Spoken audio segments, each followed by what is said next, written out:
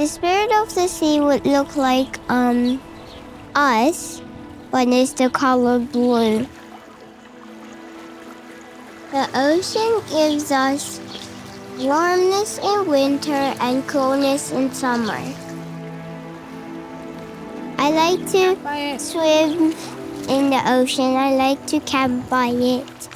And when the waves come, it's like they're talking to me.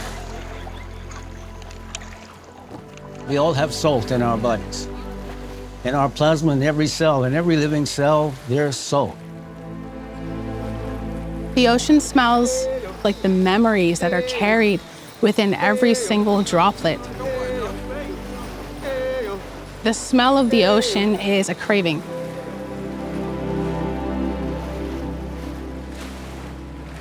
All the thrills, spills, and chills are out in the ocean. Learning about the reef, shoreline, and reef fishery, that comes natural to us. This is what we are. Like most island people, we grow up knowledgeable. Quite often when people jump in, they feel this sense of like stillness and calmness, but the ocean is so alive. Exciting little snapping sounds and crunching and scraping sounds that make me feel like, okay, I'm here, I'm in the ocean, I have all this life around me. My favorite aspect of swimming in the ocean is definitely its life. It's another world. This, like a windmill. I help adults and children learn to swim, improve their swimming skills, and learn to enjoy the ocean. Seeing the wildlife, seeing the color of the water. Like you look at the color of the water and you think, I personally think, wow, every single time. If future generations don't have the same opportunity as we currently have to experience this beautiful water, it would be heartbreaking. The sea is at the foundation, the heart of who I am. And it's really shaped my ideas of patience, you know, watching the tides come in and out. It's shaped my ideas of responsibility. The ocean here in Bermuda has gone through a lot of changes, and it's changed us as a people too, I think. Things aren't as scheduled as they used to be. You could say, okay, this time of year you're going to see the anchovies show up, or this time of year you're going to see the sargassum show up. And, you know, there's not as much clockwork to it anymore. Things are changing. As a commercial fisherman, nothing is assured. Nothing is guaranteed. Fishermen don't have insurance plans, they don't have union coverage. Yet, there's no better protein than fresh protein from the sea. We are so connected.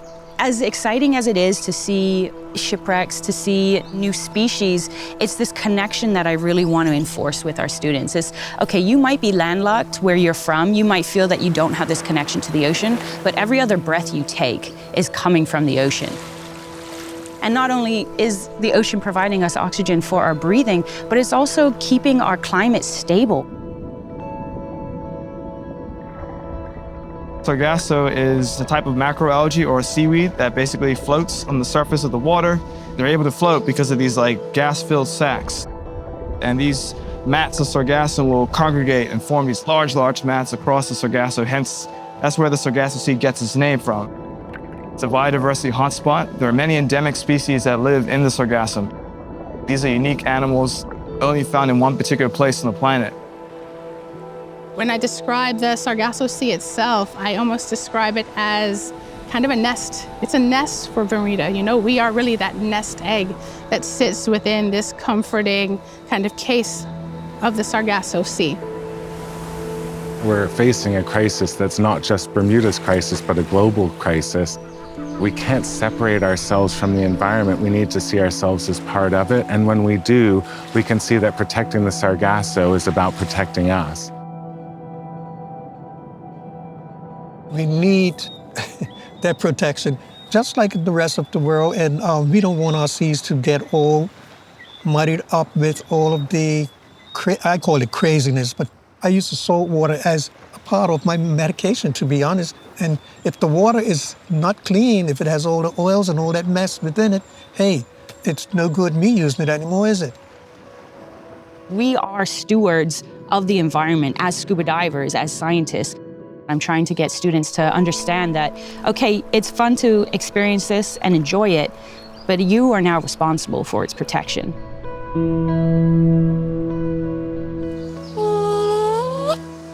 I only heard the call of one bird, and it made my hair, my arms stand up.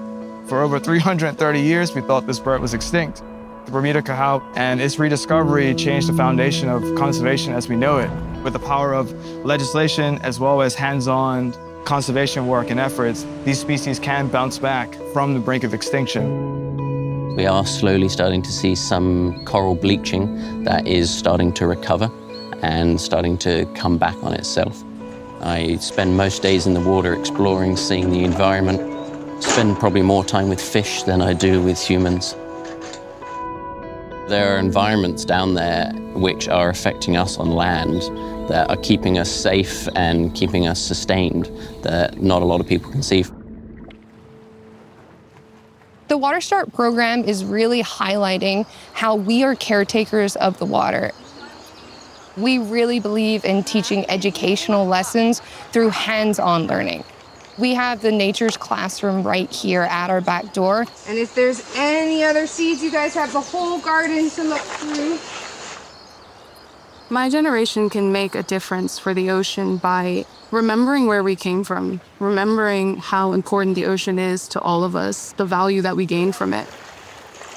I know we're all small people from a small place and that our differences don't really matter, but you do matter. The things that you do matter.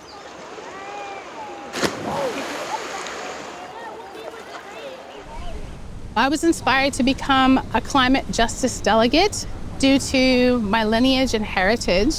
My family has been on this island for centuries.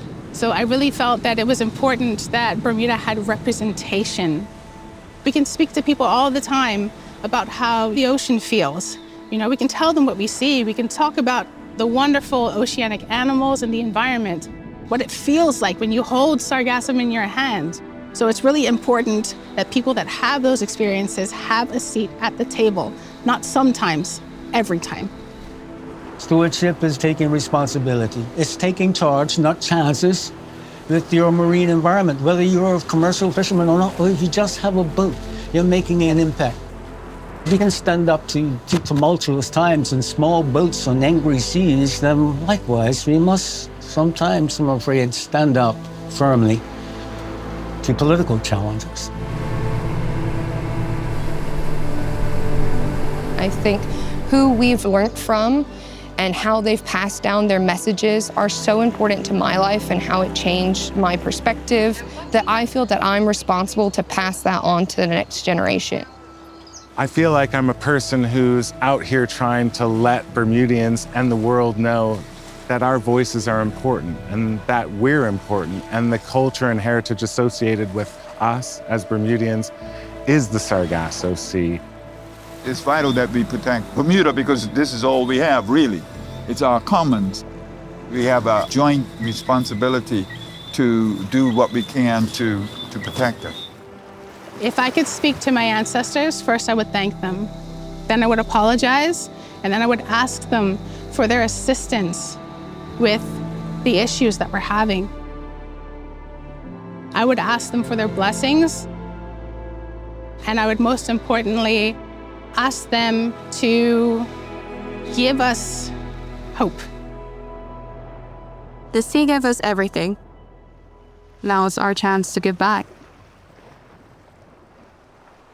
So what would you say back to the ocean? I would think it would say, keep the ocean clean, and because it's the dolphins and whales' home, and all the other sea animals.